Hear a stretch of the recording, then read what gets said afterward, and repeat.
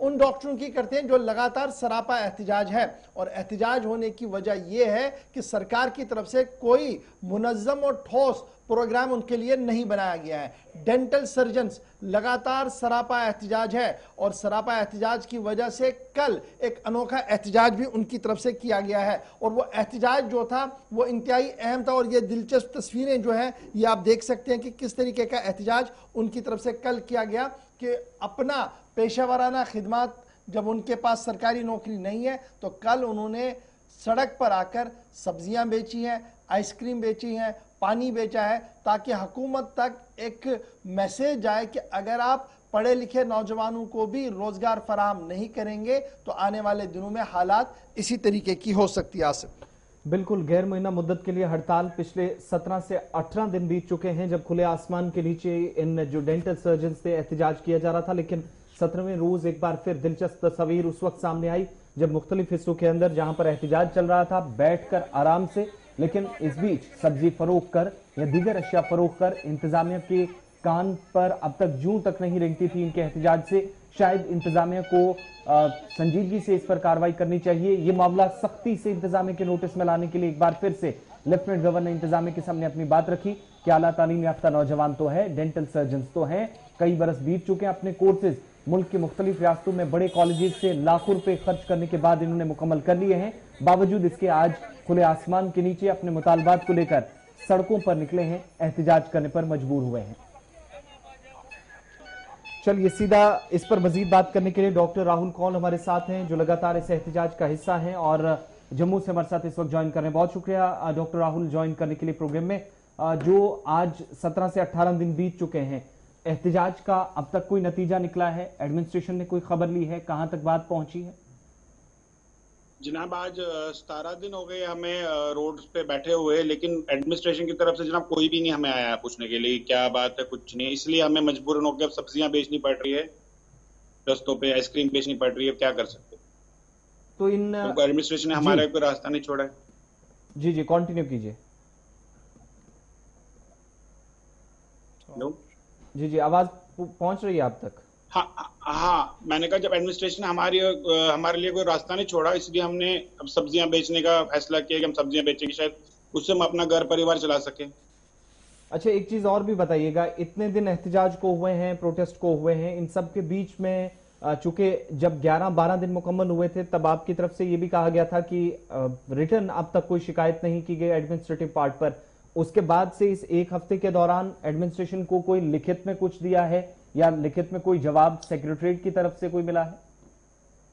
Sir नहीं, कुछ भी नहीं सर, एडमिनिस्ट्रेशन की तरफ से कोई भी। सर वो अभी डिलिमिटेशंस को लेके बिजी हैं, कैबिनेट शेफलिंग को लेके बिजी हैं, डॉक्टर्स की तरफ को ध्यान नहीं जा रहा है कि डॉक्टरों की ऑलरेडी इतने सालों का 13 साल का गैप लग चुका है, 17 दिन से बैठे हुए हैं सर हम, बट एडमिनिस्ट्रेशन की तरफ से कोई भी जवाब नहीं आया हमें, बिल्कुल कुछ नहीं।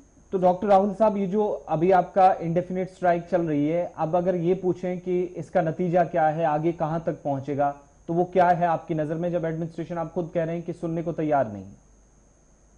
सर देखिए, हमने पहले ही बोला इंडेफिनिट स्ट्राइक है, तब तक हम उठने वाले नहीं हैं अपनी जगहों से जब तक हमारी डिमांड्स पूरी नहीं की जाए, क्योंकि सर 13 साल की ऑलरेडी गैप है, मैं पहले बता चुका हूँ।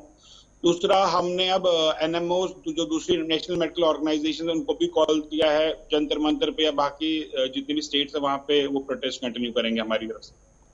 बहुत शुक्रिया जी हमारे साथ ज्वाइन करने के लिए। फिलहाल खबर यह है कि डॉक्टर लगातार एहतिजाज में है और साल 2008 में जो पब्लिक सर्विस कमीशन है लास्ट नोटिफिकेशन साल 2007 के आसपास इशरा हुई थी और साल 2008 के बाद एक भी नोटिफिकेशन रिक्रूटमेंट के हवाले से डेंटल डॉक्टर्स की नहीं हुई है। सरकार का मानना है कि कमोबेश 40 करोड़ रुपया उन्हें चाहिए डॉक्टरों को एब्जॉर्ब करने के लिए अस्पतालों के अंदर, और जिम्मेदारों का यह मानना है, यानी इन डॉक्टरों का जो आज आप ये देख रहे हैं कि सब्जी बेच रहे हैं, उनका मानना है कि सरकार डेंटल कॉलेज को बंद क्यों नहीं करती है एक ही बार और ये मैसेज देती है कि ये शोबा जरूरत नहीं है। एक तरफ से डेंटल कॉलेज के अंदर हर साल लोगों को पढ़ाया जाता है, डॉक्टर्स को पढ़ाया जाता है और बाद में उन्हें दर बदर की ठोकरें खाने पर सड़क पर छोड़ दिया जाता है। ये डिस्क्रिमिनेशन है, उसी तरीके से जिस तरीके से माजी में भी होती थी, और मुस्तकबिल कहां पर जाएगा इसके हवाले से बड़े सवाल उठ रहे हैं। यानी सीधी सीधी बात जो इस वक्त डॉक्टर पूछ रहे हैं वो ये है